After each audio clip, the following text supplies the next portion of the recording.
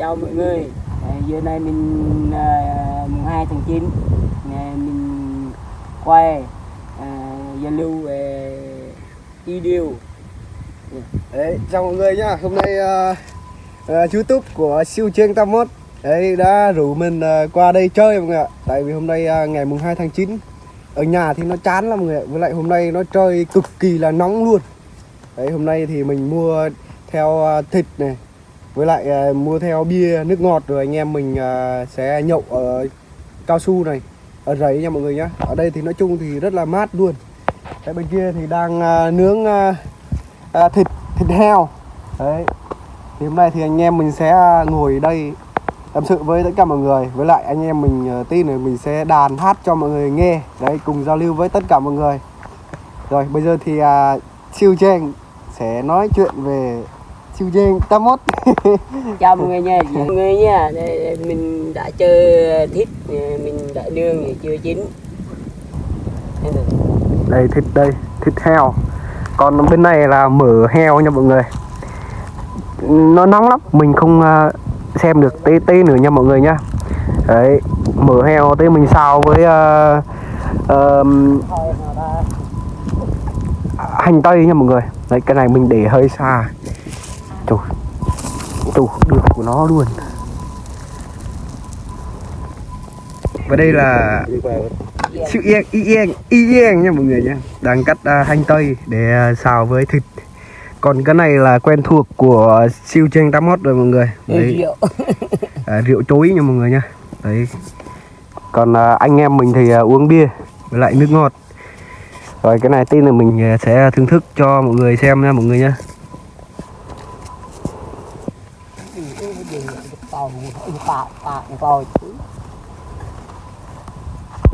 Ok mọi người. Và thịt của mình hôm nay mình sắp chín rồi nha mọi người.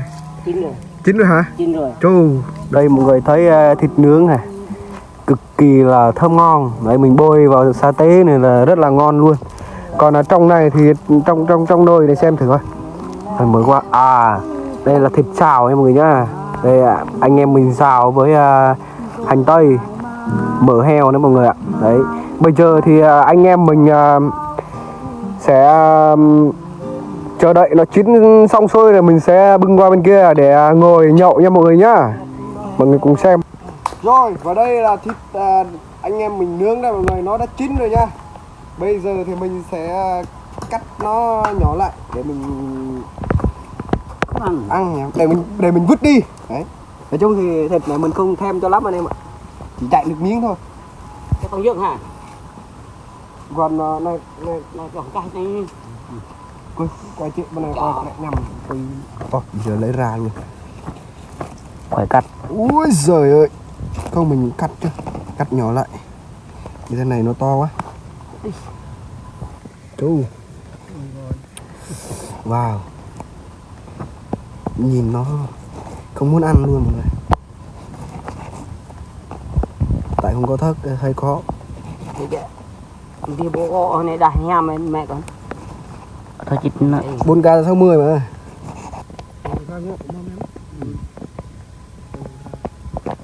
Chậm.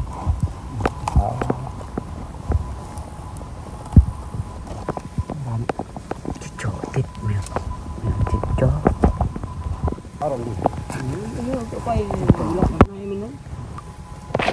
Ok mọi người, và đây là món hồi nãy mình hơi nóng. Hồi nãy mình xào ấy mọi người. Không phải là xào, không phải là hấp. Đây mình hấp với hành tây. Bây giờ mình đổ vào trong này nha. Tại vì nó có nước ấy. Chú, nóng lắm. Đây mọi người nha. Chú, Thơm ngon, mời bát ăn nha. Bây giờ anh em mình ngồi đi. Ngồi rồi rót bia, rót rượu. Bây giờ mình sẽ thưởng thức cái rượu chuối trước nha mọi người nhá. Bắt cái tay mình này. Cái tay đây. Cái tay. Đấy, để mình thưởng thức cái rượu chuối. Châu camera quay gần rót rượu chuối này.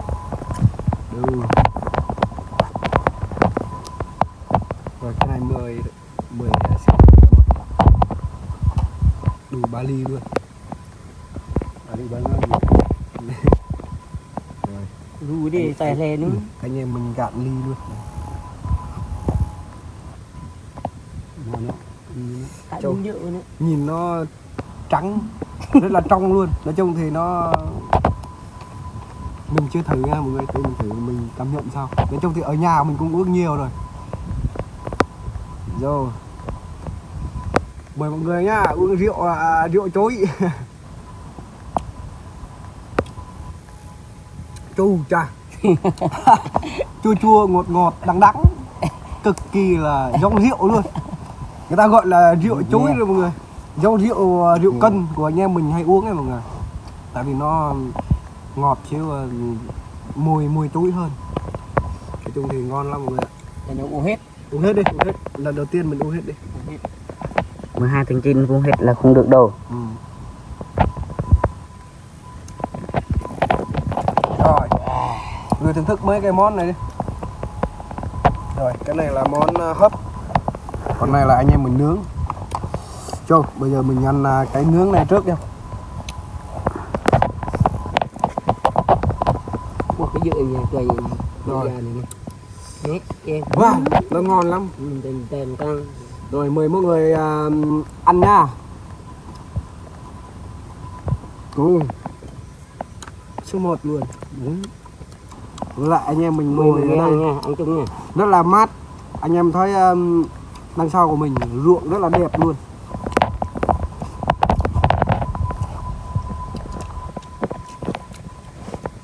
Bạn ơi. Gì á? Gì á? Đi à? Hết gì á? Xe tạng này luôn. Vẫn thêm tay nằm đường. Nằm.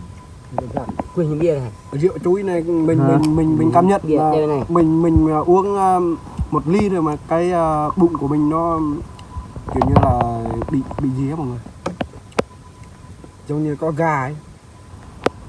Bây giờ mình sang về uống bia. Bia một chai 10.000. Rượu chuối là Rượu chuối là một chai 200.000. Rượu chuối rất là đắt luôn mọi người ạ. Bia đây hàng ghê ta phải gọi là như này ngoài tay số bia là nó phải có ga, nó giống như nó đang sôi lên.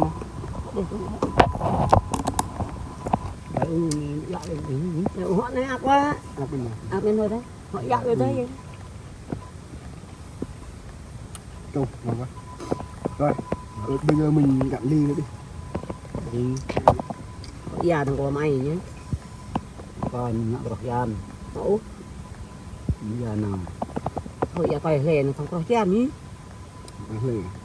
Họ hẳn thôi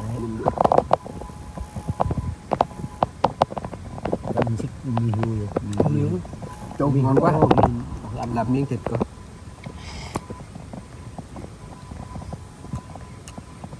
nhầm thịt như của họ như vậy thịt của họ tôi mới nói tập lên gan tàu mà có hình thế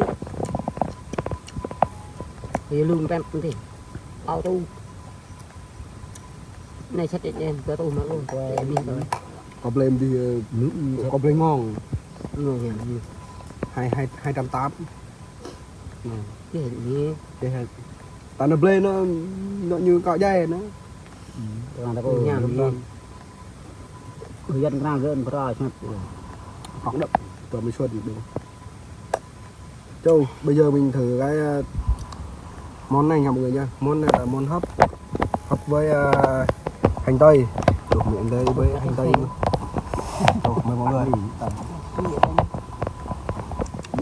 quay tên thôi yêu Ngon. Hello mọi người nha, giờ này mình ăn gọi là uống, giờ là mình đan hát thôi nhỉ. Ok. Trong thì hôm nay thì đàn hát cho nó vui. Với lại ngày mùng 2 tháng 9 mình ngồi im rò thì nó không được vui lắm. Đấy. Ok.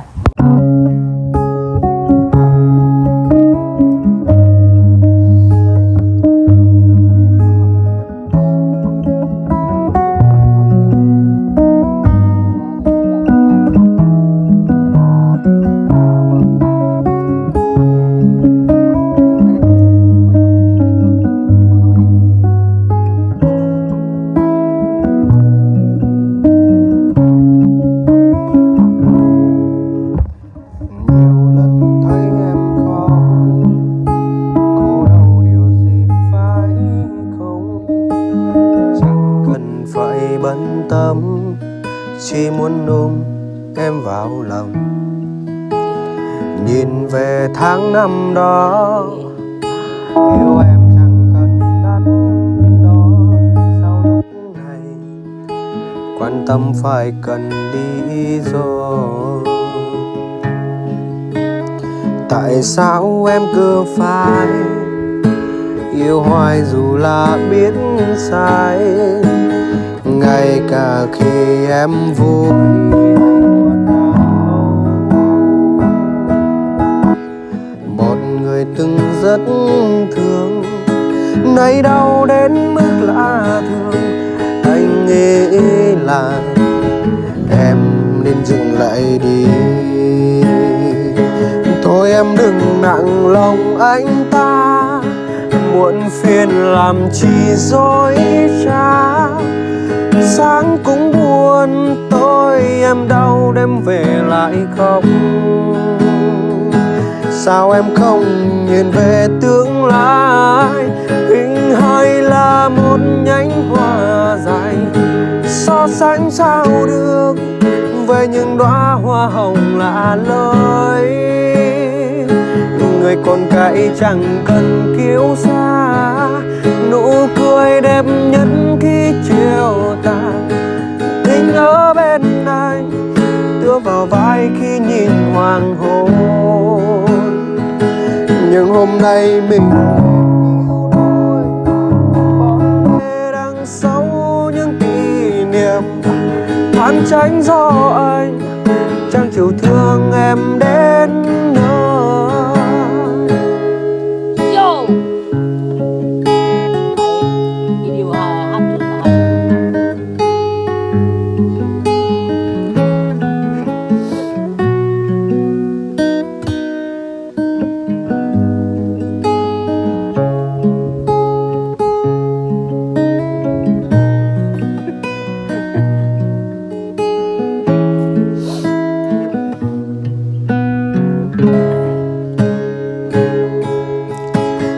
Tại sao em phải khóc?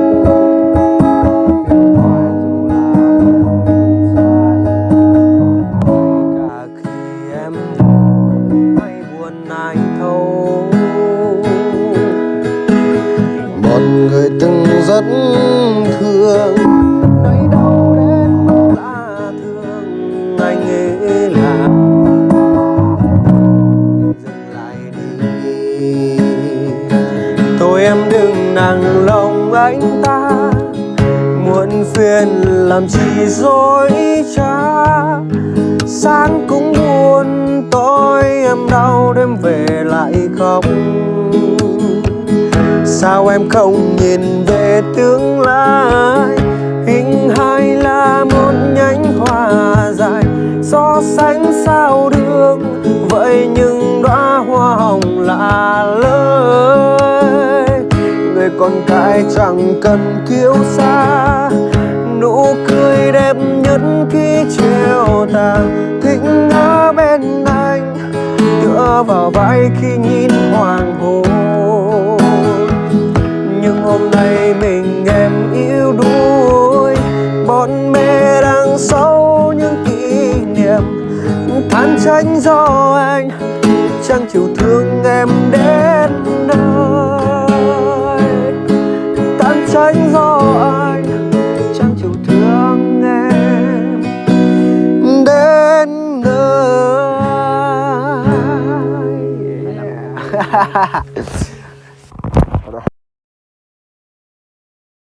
Hello mọi người, giờ này mình dừng lại video tại đây. Cảm ơn mọi người. Nếu mà xem hay là nhớ like cái kênh Chương Chiêu Tam Một nhé. Nhớ ủng hộ cho một like, bấm chuông dưới video mình nha. Ok.